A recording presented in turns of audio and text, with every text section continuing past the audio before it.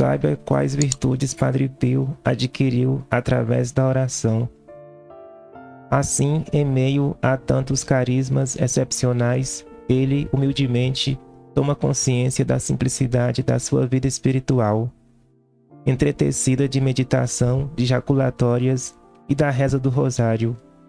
Interrogado sobre se faz mortificações especiais, confessa candidamente: não faço.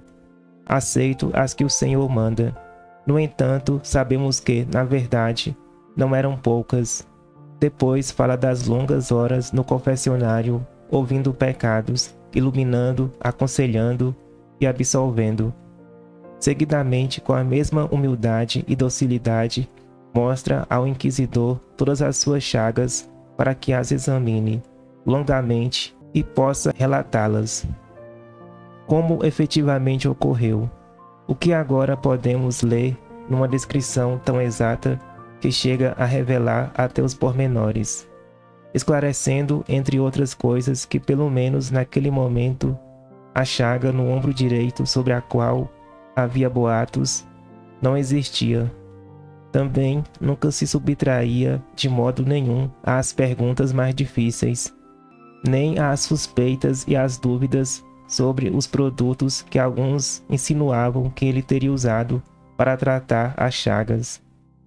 Contudo, os outros frades, ao contrário do que se imagina, enchem-nos de peculiaridades interessantes sobre a vida prática, sobre o seu caráter humilde, reservado em relação aos aspectos mais íntimos e, contudo, brincalhão.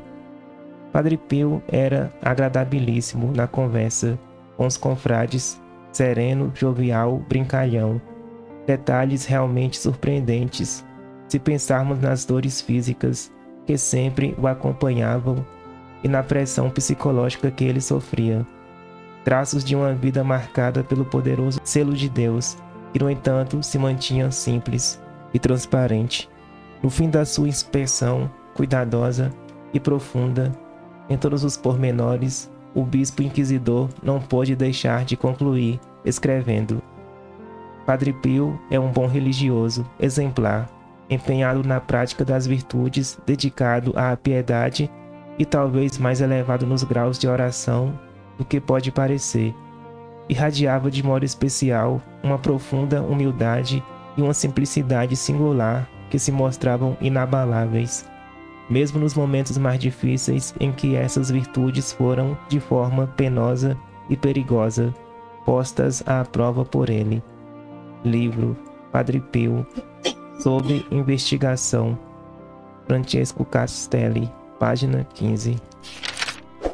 Quando a gente olha para a vida de Padre Pio, de fato, sabiamente, ele soube viver. Quando você olha para uma pessoa que ficava um período muito bom no confessionário, nós sabemos que, humanamente falando, o seu estresse era elevado, pois pessoas, infelizmente, ele percebia que escondia os seus pecados. Pessoas chegavam lá e queria dar uma de santo, mas Deus o revelava que a pessoa estava em estado de pecado e queria omitir o pecado.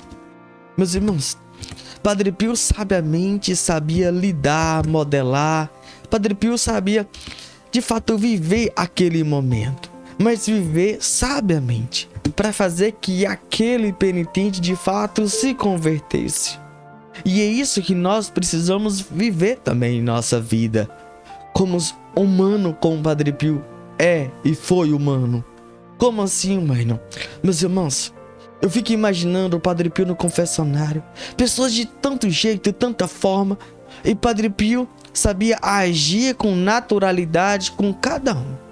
Aquele que precisava puxar a orelha, ele puxava. Aquele que precisava dar conselho, ele dava. Aquele que precisava de uma orientação, ele dava. Era um homem focado. E é isso que nós somos convidados a ser. Porque ser santo não é para o Padre Pio, e não é porque ele é padre, é para nós. E nós estamos vivendo tempos tão difíceis, porque infelizmente a gente ouve a palavra, mas parece que a palavra não faz efeito dentro de nós. E muitas das vezes eu tenho perguntado: Jesus, após um erro meu, eu pergunto, mas por que eu erro tanto? Meus irmãos, é isso que a gente tem que pensar e refletir. Porque a palavra de Deus é para nos transformar. Amém? Mas, e a pergunta que nós temos que fazer é: nós comungamos Jesus na Eucaristia, Jesus verdadeiro vivo. Por que eu não ajo sabiamente com a minha mãe? Eu falo com minha mãe porque eu convivo com ela. Agora eu pergunto, você que convive com alguém da sua casa, ou com seu cônjuge, com seus filhos, por que você não age sabiamente? Porque Padre Pio agia sabiamente com todos ao seu redor. Isso é preciso para nós. Muitas das vezes, querida, nós precisamos pedir o Espírito Santo sobre nós, como o próprio Padre Pio vivia. Não adianta. Presta atenção uma coisa. Fingir de santo não adianta nada. Ou você é ou não é. E muitas vezes eu tenho me questionado muito por isso. E a gente precisa de fato olhar para dentro de nós e dizer: ei, tem algo errado em mim. Não adianta você com essa carinha de santo. E eu fico muitas vezes pensando nas minhas atitudes com a minha mãe. E você tem que pensar nas suas atitudes. Como que você tem sido? Porque se você comunga a Eucaristia, Jesus, e você não age sabiamente, meu irmão, minha irmã, você hoje precisa revisar a sua vida. Wênio, mas todos nós. Mas é com humildade que eu tô falando, ei, é todos nós mesmos. Veja. Por que pessoas voltavam, filas em Padre Pio? Porque ele agia sabiamente. Ele não machucava pessoas, ele não feria pessoas, ele não caluniava, ele não julgava, ele não excluía, ele não rejeitava. Mas sabiamente ele agia conforme aquela pessoa precisava. É aquilo que o próprio Padre Pio dizia: aquele que precisa de bala doce, eu vou dar bala doce. Mas aquele que precisa de purgante, eu não vou dar bala doce. Veja, é a sabedoria do alto. E é isso que nós temos que fazer.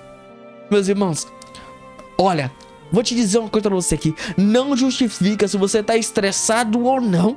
Se tudo deu errado ou não. Não justifica o seu erro. Não justifica a sua atitude contra o outro. Não, nunca justificará.